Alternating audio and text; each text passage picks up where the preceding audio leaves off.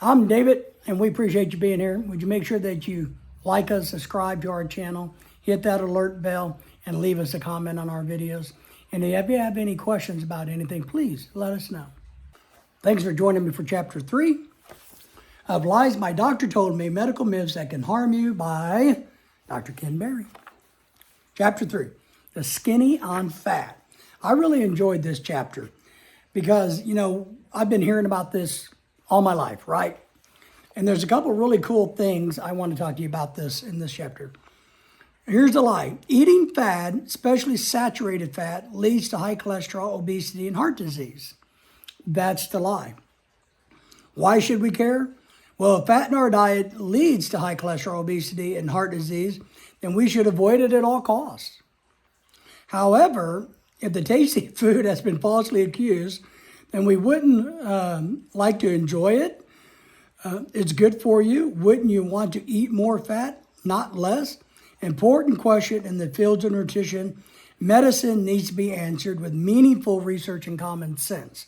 I'm going to really like the common sense in this chapter. There's a great support for this lie.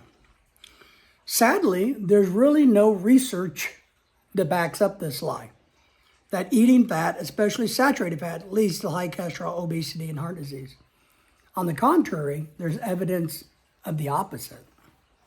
The common sense.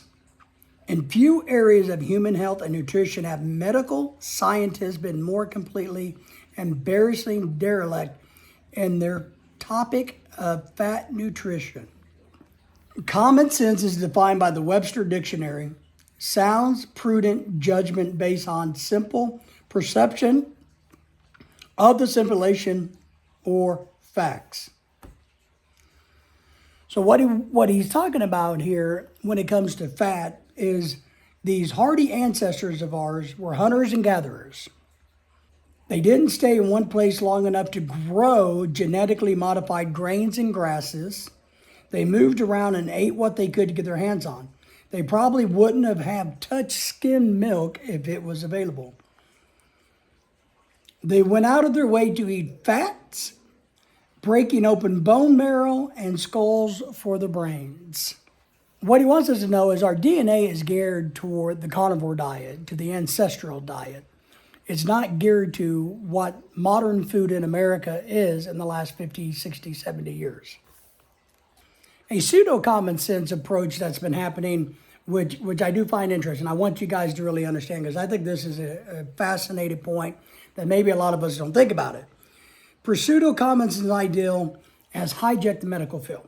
So, and what that means is when something has the word fat in it, we automatically assume it makes us fat, right? Saturated fat, oh, that makes you fat. People have been made to feel guilty or selfish for eating the very foods that their DNA craves. Our DNA knows exactly what our body needs. That's what he's asking you to listen to. And it didn't used to eat sugar and high carbs. So once we can break our addiction from the sugar and carbs, we're a lot better off. One of the things he says here, which I think is really common sense approach to this, is he asks you the question, well, how do farmers fatten up animals, right? Does he take a pig when a pig needs to go to the market, and does that farmer load them up with bacon and eggs and cheese, high-fat products, avocado? Does he do that? No. You know how a farmer gets a pig ready for the market? He feeds them corn, grains, carbohydrates. That's how they fatten up pigs. So the common sense approach in this section you'll find really interesting because I think it's fascinating. Just, we got to try to think about that. I think it's great.